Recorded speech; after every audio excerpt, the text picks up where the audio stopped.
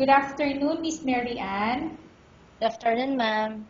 Okay, Miss Mary Ann, can you tell me about yourself? My name is Mary Ann Kaayaw, and I'm turning 24 this year. I was born on December 15, 1991. I graduated at Southern Maramag Colleges in my own province in the Bukidnon.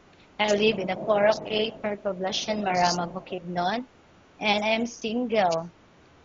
Okay, I have few questions for you to answer, so let's start. Why do you want to work as a maid? I want to work as a maid now because I want to earn higher salary, and of course, I want to help my family. Why you choose Malaysia when there is a lot of other country? I choose Malaysia, ma'am, because so far as I know, Malaysia is one of the safest and beautiful country. And of course, the people living there are so kind and friendly. Okay, how are you qualified for this job? I am qualified for this job, ma'am, because I know how to household chores. Mm-hmm. So, may I know what is your education level is? I am a college graduate, a 2-year midwifery course. What is your recent experience? I am a caregiver in a psychiatric center about 4 years. Okay. So, have you worked abroad before? No, ma'am. Do you have experience of taking care of baby?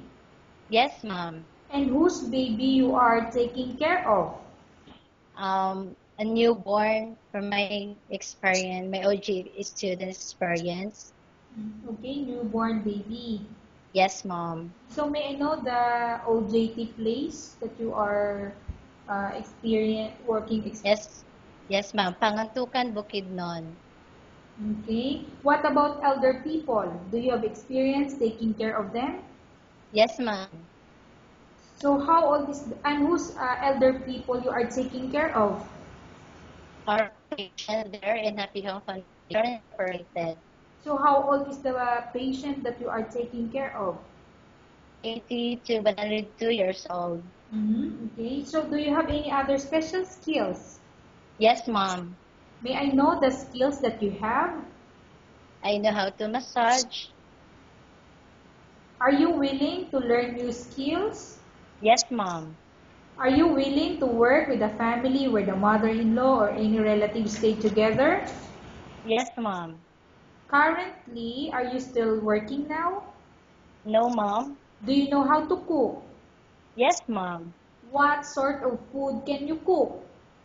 Filipino food, Such as?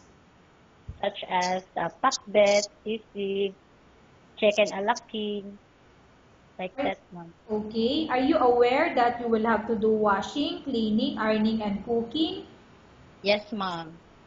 From all the house chores or household works, which do you like most?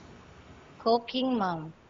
You are not allowed to use handphone during working hours.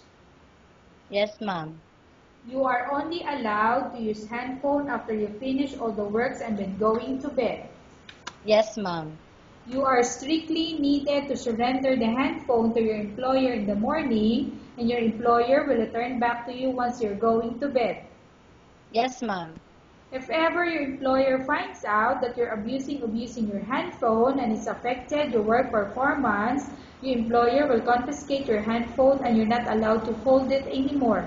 Instead, your employer will allow you to call to your family 3 times in a month. You're only allowed to bring normal phone and you're not allowed to bring smartphone. Are you agreed for the terms and conditions? Yes, ma'am. Are you agreed to the rules and regulation for the handphone? Yes, ma'am. How many years is the contract as you agreed and understand? 2 years. Can you describe for me your ethics or your attitude? I am honest, multitasking, disciplined, hardworking, and also I am prayerful. How can you assure to us that you will work hard in Malaysia? 100%, ma'am, I assure you, because I am willing to train. Can you promise not to use the telephone without the permission of your employer? Yes, ma'am. Can you promise not to put on makeup but to dress properly while work? Yes, ma'am. Can you promise not to invite friends and relatives without the consent of your employer? Ma'am. Can you promise not to invite friends and relatives without the consent of your employer? Ma'am. Miss Mary Ann, can you hear my question? Yes. Can you promise not to ask for advance salary from your employer under any circumstances? Yes, ma'am. Do you really understand of the rules and regulation of the agency? Yes, ma'am. Do you pay any placement fee for you to come to Malaysia to work as a maid? No, ma'am. Do you have any history of sickness, example breast cancer or any other illness? No, ma'am. Do you suffer from any skin diseases, allergy or physical defect? No, ma'am. Have you suffered from any serious illness? No, ma'am. Have you undergone any operation? No, ma'am. Are you medically fit? Yes, ma'am. Are you in any medication? No, ma'am. Are you allergic with any food? No, ma'am. Are you prepared to work for the employer of any race? Yes, ma'am. Are you prepared to eat the type of food taken by your employer? Yes, ma'am. Are you afraid of being left alone in the house? No, ma'am. Are you afraid of dogs or other pets? No, ma'am. Can you promise to work according to instruction from your employer? Yes, ma'am. Do you have any immediate family working in Malaysia? No, ma'am. Okay, Miss Mary Ann, we have finished our question section. Let's go to case study. I have a case study for you and I want you to answer me truthfully. Upon Yes. arrival in Malaysia within 6 months, if ever any of your family members pass away, what will you do? Will you continue to work till finish your contract or you will go back? I will continue to finish my contract, ma'am.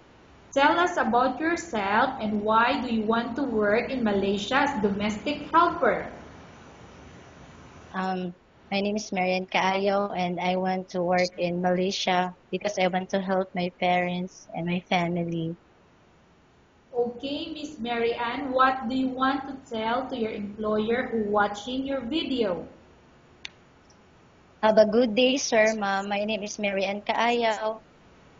Please give me a chance to serve you and your family. Please choose me. I will do my best that I can. I do my job well, and I do my work well. Thank you. Okay, thank you very much, Miss Mary Ann. We will update to your agency if there's any selection made by the employer. Yes, ma'am. Thank you, ma'am.